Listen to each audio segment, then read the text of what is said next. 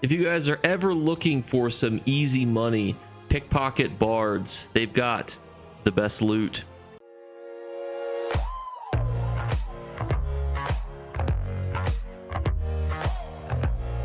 What's going on, YouTube? Today we got an exciting video for you. We are going to do a tier list for all the classes in the Elder Scrolls Online, but a bit of a twist. It's not this is the best of this is the best PvP class, this is the best PvE class. It's just a culmination of, if you and I were chit-chatting, we were sitting around a campfire and you said to me, Jake, I want to make an Arcanist. What would you say to me? If I wanted to make a Dragon Knight, what would you say to me? Would you recommend it? Would you not recommend it? Because at the end of the day, years from now, there's going to be classes, changes, metas, patches, blah, blah, blah. That'll all change. What's important is do you enjoy the feel of it? Is it something that's easy to get into? Because like it or not, the skills aren't going to change. The buttons you press probably aren't going to change all that much. This, the sets you wear, that'll change. If it's, A or B, for PvE content, if it goes from B to A for PvP, that stuff will change. But when it comes to ease of access and recommended ability, where does it stand? And that's what we're going to be talking about today. So let's start out real quick. I have also combined both Magicka and Stamina for the very simple reason that, in my opinion, it doesn't matter a whole lot, because my ability to suggest something to you is going to be based on the combined knowledge of both of those things. A perfect example of this is I made my main character into a Stam Sorc for PvP, even though he's a Breton. So there's a lot of people out there that are probably hurt by said statements, but I honestly don't think that they're that different. You can switch between them. A lot of the races are good for both. I think really you can focus on the class as a whole without breaking them down between Magicka and Stamina. And you've got classes like Dragon Knights who half the time use skills from both Magicka and Stamina. So it's like, what is it? Is it a Magicka or is it a Stamina? So as we kind of go through, we'll touch upon both of them, but they're going to be graded as the same. The other thing too is, for me, S tier is an easy suggestion. There's really no drawbacks where I go, before I say, go make this class, you might, this X, Y, or Z thing might be hard for you. If there are a couple drawbacks, it'll probably go to the A tier. B tier is classes for me that are just above average. They never really feel like they shine at anything. They never really feel like they're very fun to play. They feel like they're kind of parses, or their abilities don't interchange well together. And then C to me is like, ooh, this is pretty bad. This is like, ooh, I would avoid this class at all costs. And then D tier is like, never make one of these, they're garbage. I actually don't know where I'm going to fall fully on all of these. I'm going to have to probably talk myself through. Same, we made the mythical tier list. And also two, unlike what I did with the mythics one, I might change them as I go, and I kind of talk my way in and out of things to be fully ready for that. But we're going to start off with the Arcanist. And the Arcanist for me is actually a very easy S tier. And the reason why is actually very simplistic. They've done a great job of breaking down what is a DPS line, what is a tanking line, and what is a healing line. Also, too, Arcanists feel great for all types of content. The ways that their skills interchange with each other are just very good. And overall, it's just an easy suggestion. I think as a new player or returning player or somebody who just wants something interesting, you can't go wrong with the Arcanist. In my opinion, it's such an easy suggestion. There's really not a whole lot I have to say about it, except that if you don't have one, go ahead and make one. Next up, we have that class that I think is a bit too complex in a lot of things, and that's going to hinder it, in my opinion, and that is the Necromancer. If I was sitting around a table with you and you said to me, I want to make a Necromancer, I would just give you some warnings. I'd say its rotations for both PvP and PvE are relatively difficult.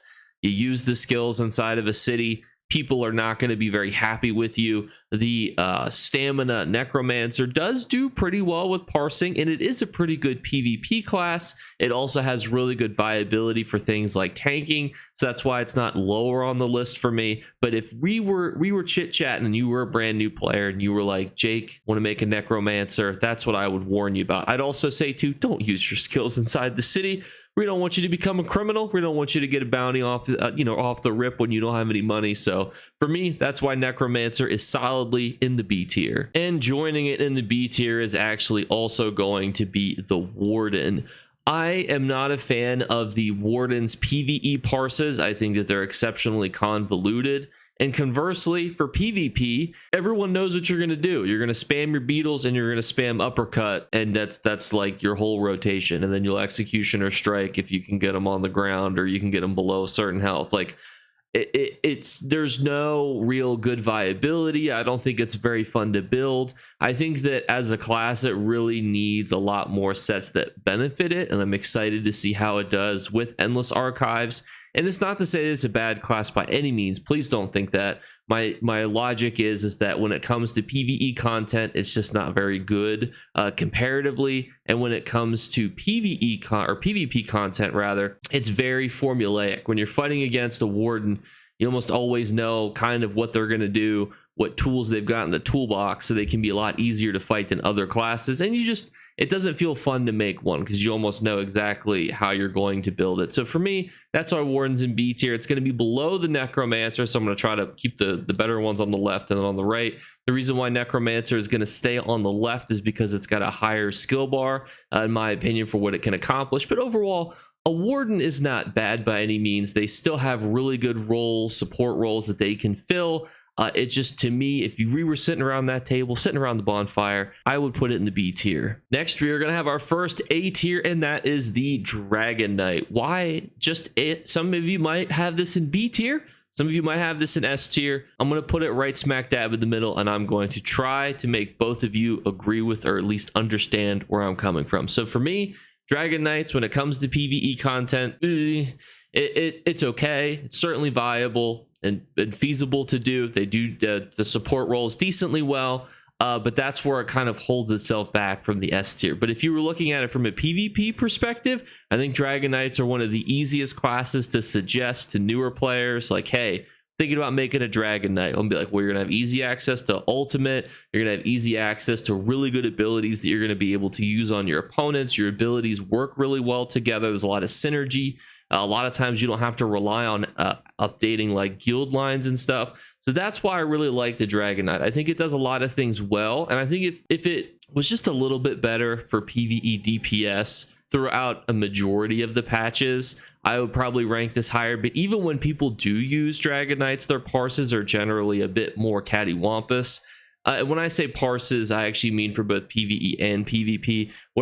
My definition of a parse is like your rotation of abilities. That could be on a trial dummy or it could be on a player, but it will obviously depend on what you're doing. So for me, the rotations just aren't as easy, which is why it's kind of held back from the S tier. But overall, a great class, and I love Dragon Knights. Nightblade to me is a very unique class to rank, so I'm not 100% certain where I'm going to put it. It's one of those classes that I highly suggest that everyone have at least one of, because I feel like when you're doing a lot of content in the game, it feels really fun to have a Nightblade. You can go out, you can use stealth almost instantaneously. It can make doing certain quest lines very fun. It can make PvP very fun to kind of do at it from this new angle of a stealthy boy. And for me, it's an easy A tier for that reason. I will say, though, when it comes to utilizing them in trials, their rotation, in my opinion, it's not the easiest. It's not the hardest, though, by any means. It is something you have to keep in mind. I also don't think it usually is, up there when it comes to the top three, usually best parsing classes, whatever the, patch notes say for that specific class. It's never usually in that top amount, but it's also never really at the bottom either. So it's overall just an A tier for me. Very limited drawbacks, but overall still very good. And this is where I make potentially more people angry, and that's because I'm putting the Templar in the S class. Hear me out. If you were a brand new player, or you were a brand new player, and you were looking for a class that could do almost anything, and they were like, I want to be a Templar, you'd be like, that's the class. That's the one that can do almost everything. You don't have to worry about constantly being like, oh, I wanted a good class for PvP. Oh, well, boom, you can just use your Templar. Oh, one for PvE, just use your Templar. Oh, I want to be a tank. Like, well, you can still be a Templar. Oh, I want to be a healer. Oh, you can still be a Templar. It's not going to be the best of all of those things by any means, but when it comes to new player accessibility, and when it comes to being able to do contents easily, and something we've not mentioned up until this point is actually arenas as well. When it comes to arenas, I think Templars are the best to do that. I will say though that there's a little bit of an easiness to kind of read them when you're doing certain types of content. Like if you're fighting a Templar in PvP, generally you can get an idea of what their rotations are, what they're going to do. They're a little easier to read than some classes. Whereas I think there's a little bit more spiciness when you're fighting a Dragon Knight, what they're doing, what their ultimates are. Templars are usually pretty similar what they're trying to do, almost like the Warden. But overall, when it comes to the criteria of reset, Templar is going to be in the S tier, probably to the dismay of somebody in the comments, and I'm sorry. And then we have the Sorcerer, which was my first ever class ever. So it becomes very hard to rate. Do I put it in S tier and just argue that, look, man, when it comes to PvE content, using pets is easy. You don't even have to have thumbs. The pets will kill the trial boss for you. Or do I recognize the stigma of doing that and that you're not necessarily, you know, building out the best way, and some people don't really like pet parsing? But then you think, you know, PvP, you know, when it comes to one-on-one fights, you know, sorcerers do pretty well. When it comes to overland farming, they've got easy access to speed ups and things too. When it comes to questing, when it comes to arenas, they do really well too. They can actually skip some of the harder mechanics inside of Strand with their streak ability. I'm gonna go against my judgment here, and you guys can thank me in the comment section, because I'm just gonna put it at the top of A tier.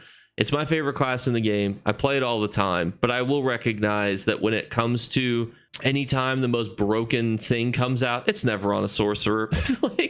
But that doesn't take away from what we're doing today, which is how easy is it to suggest a sorcerer to somebody? If one of your friends said, I want to make a sorcerer for PvE, you'd be like, all right. If you wanted to make one for PvP, you'd be like, all right. Now, if your friend was like, I want to make a warden, you know, for PvE, you might be like, whoa, whoa, whoa. Or a necromancer for PvE, you might be like, whoa, whoa, whoa. Let's pump the brakes there, little Timmy. Let's remind ourselves that their parses are horrible. Like, have you gotten good at bar swapping? You don't really have to have that ability as a sorcerer, you know, or if you're in PvP, you know, do you really just want to spam uppercut, you know, for 40 minutes, you know, every hour? That's about what you're going to be doing, you know, 90% of the time is spamming uppercut. Do you want that to be your top tier PvP gameplay? And overall, this is where the actual list is going to end for me. I don't think I'm going to make any changes. I promised that after I did the Mythics one that I would look at it as a whole and think to myself, are there any changes that I would make? And I think that from left to right, best to worst, this is where I would keep it. And overall, I don't necessarily, I mean, going into it, I didn't think I would need the lower tiers, because I think they're still all good. You know, there's nothing that I'm like, if somebody said to me, I'm going to make this, I'm going to make that, I'm not going to say, well, it's terrible, don't make one of those classes, because some games have those. Like, realistically, you know, I played Star Wars The Old Republic. You know, sometimes people will be like, I want to do this type, and this is many moons ago, but like, I want to do this type of content, and I want to make this. And be like, hell no, you'll never be able to succeed with that character doing that type of content. If you've ever played BDO, there's a lot of stuff like that. Ooh, you want to do that type of content? Just pretend that class doesn't exist. It's not an option for you. So I'm glad that ESO keeps their classes fairly kind of similar when it comes to that. And this is a tier list, obviously, so things will always change, especially with the Arcanist. I think it still requires a lot of experimentation on my end. Might be overrated. And also, too, you know, things like the Necromancer, I've never really enjoyed playing. So, you know, I might be underrating it. So I could see that being bumped up in the future as well. I have played a lot of the Warden, though. So sorry, Warden people. That's probably going to stay there for a while. So let me know what you guys think in the comments below. Do you agree with this tier list? Or better yet, just tell me everything I've said that's wrong and lambast me in the comments, because I'm ready for it. That's what I love about tier list videos, is it's just everyone's opinion, and that's why I'm so scared. But dear friends, that's going to wrap up the video. Let me know what you guys did think, and we're doing our 3 giveaway drawings. All you have to do to enter is be subscribed. 40% of you lovely juvelies are subscribed. It's an amazing number. And we're trying to hit 20,000 by the end of the year. So if you have any cool ideas for things to do, if we get to that number, let me know. Second thing is just like the video. And the third thing is, if you are the first person to see a random mystery word flash upon the screen, you will win. Last month it was Worcestershire sauce. If you comment it first by seeing it when it's hidden in one of my videos throughout this month, you will win. Thank you guys so much again for stopping by, and I'll catch you later. Bye, guys. You better remember to like and subscribe to Jake Clips. Or you should. I might have to pluck your eyes if you don't. Or, better yet, I'll skip rope with your entrails. Do it now. Subscribe. Ta-ta. Off with you. All right, so hot take. I'm indifferent as I'm making my thumbnail right now. Do I want to blur out some of these? Do I want people to see, you know, what I've already ranked it on the tier list, you know, before we've even begun? You know, because they can see it in the thumbnail. I've always wondered what's the best idea. What I've always hated, though, this is what I've always hated. I watch a lot of soccer videos, hence the soccer jerseys in the background, and they will notoriously do tier lists, and they will have something that's clearly going to go in the S tier down in the D tier, just to get people, you know, riled up and clicking on the video. I don't plan to do that, but let me know what your guys' thoughts are when it comes to putting a tier list in the thumbnail. Is it okay to blur out some of them, you know, leave a little mystery? Or do you like to just kind of know ahead of time? That way you can come in guns blazing like, are you fucking kidding me? You're telling me the Nightblade's going in A tier? You crazy? You know, so what is your guys' preference and thoughts on that? Let me know in the comments below, and I'll catch you later. Peace.